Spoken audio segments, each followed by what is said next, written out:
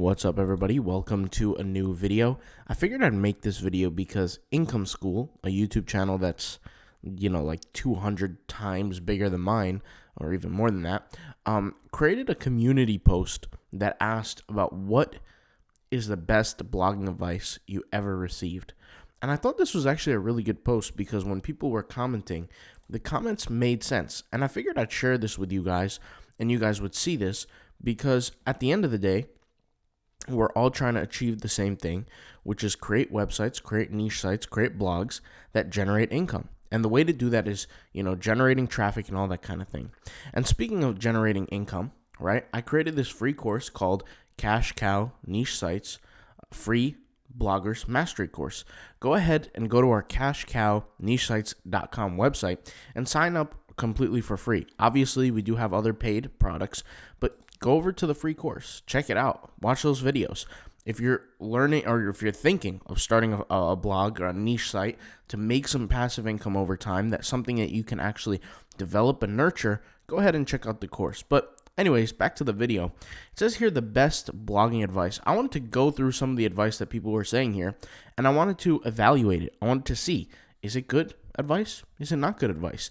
It's hard to say what the absolute best advice is for blogging because there's so many working parts, right?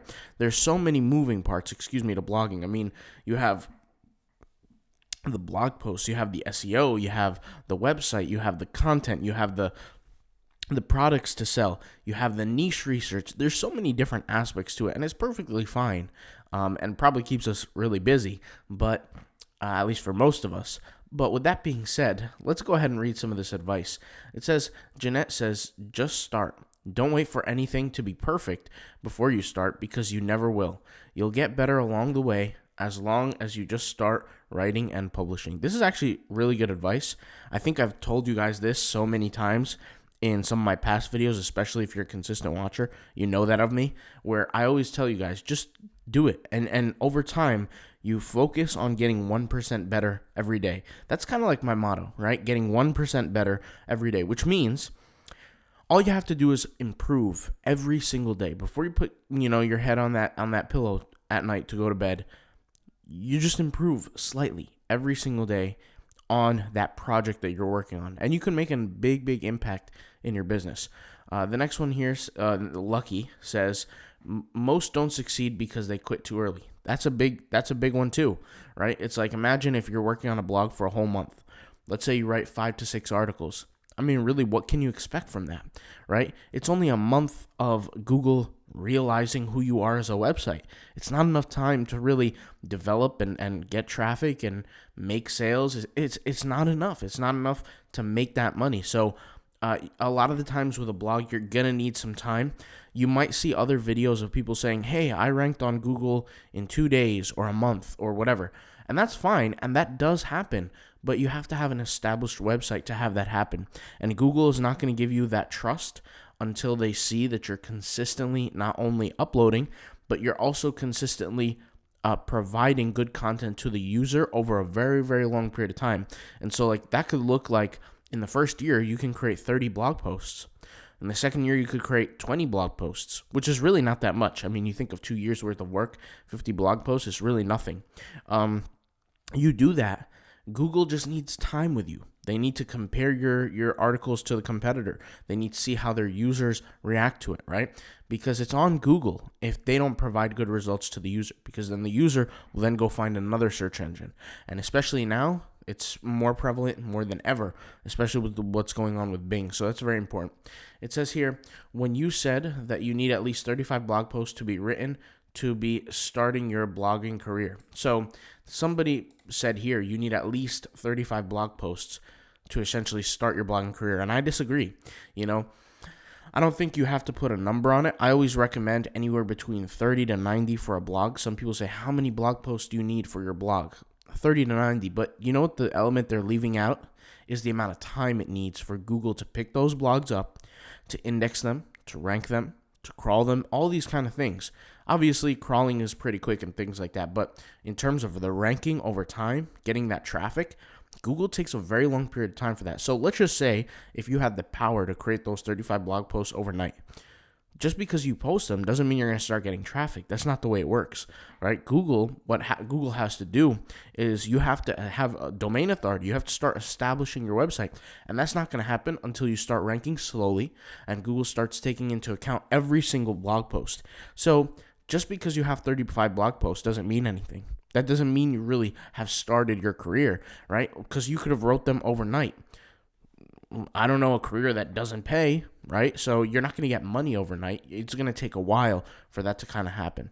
The next person says, don't create one perfect article. Just create 10 or hundreds of good articles. Yeah, I kind of agree with this. I always look to create a perfect article, but no article can be perfect, right? There's not going to be one blog that's always going to be amazing because, or I take that back. You can create amazing articles, but perfect articles, that's a strong word, especially in terms of blogging, because somebody can always look at your work and say, you know what, this can be improved, or that can be improved, or this can be improved. And it's very hard to pinpoint what perfect is because there's, like I said, there's so many different variations of success when it comes down to a good blog post. So as long as you're sitting there and creating good content, and good content is relatively objective, it's not subjective, it's relatively objective. Are you answering the questions? Are you giving graphical images? Are you doing the SEO required, the markup, right? Are you doing all the different things that you have to do, the keyword research to create the article and create from 10 to 100? I definitely would increase that. I wouldn't say 10 is enough. Obviously, it's niche dependent. Like if you're just going on a niche that's super competitive and super general, then you're going to need hundreds of blog posts, obviously. But if it's more specific, you don't need hundreds.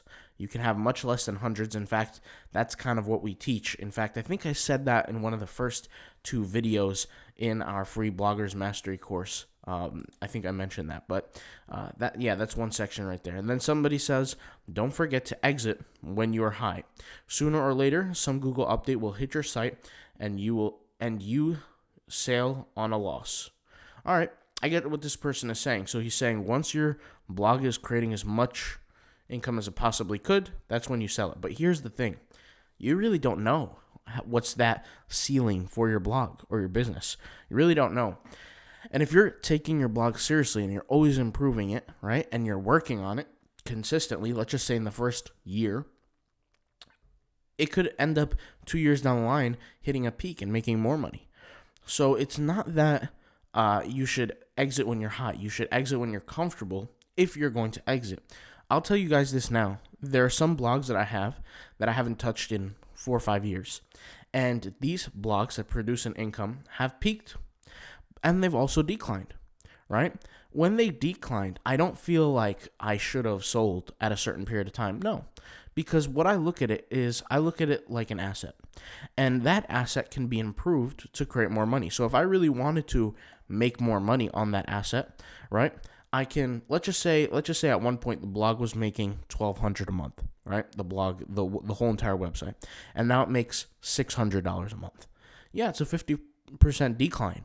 But that 600 is consistent. Let's just say it's been 600 for the last 12 months or 14 months, right? Should I really spend energy trying to get back up to 1,200? Or should I do some very, very small changes to it that don't take any energy at all?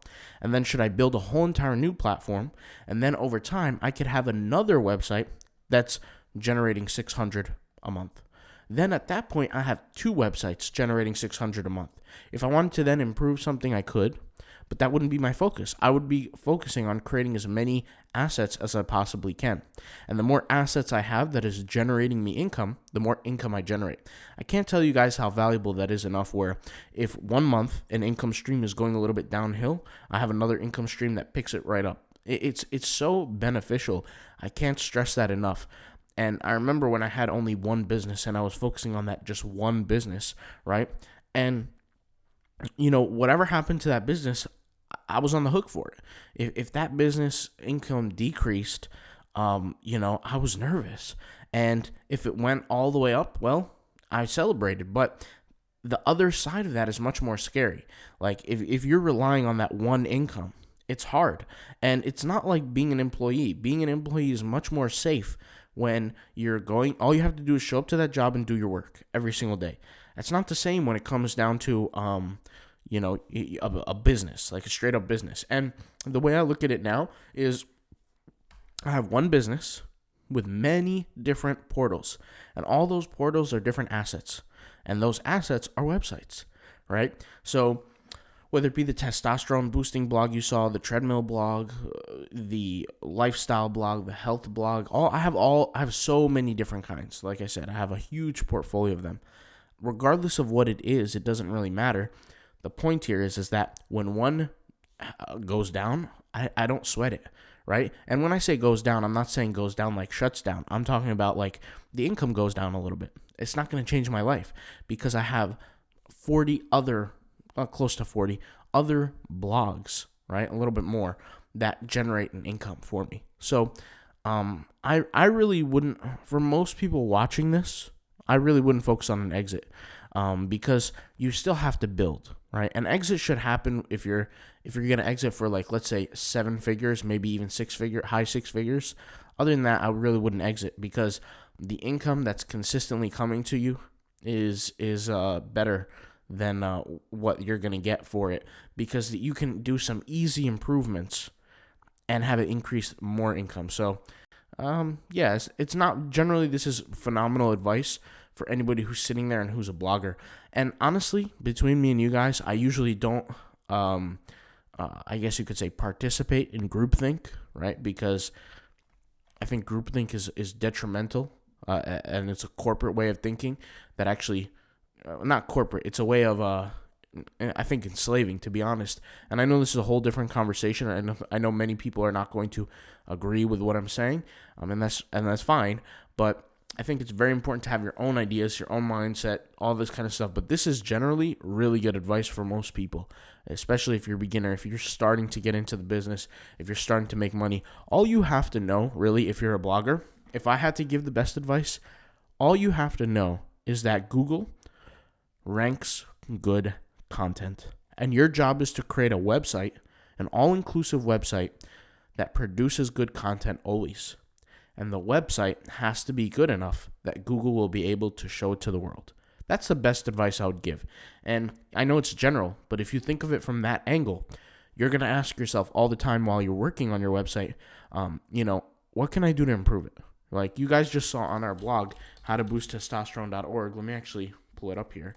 How to boost testosterone.org, this one, right?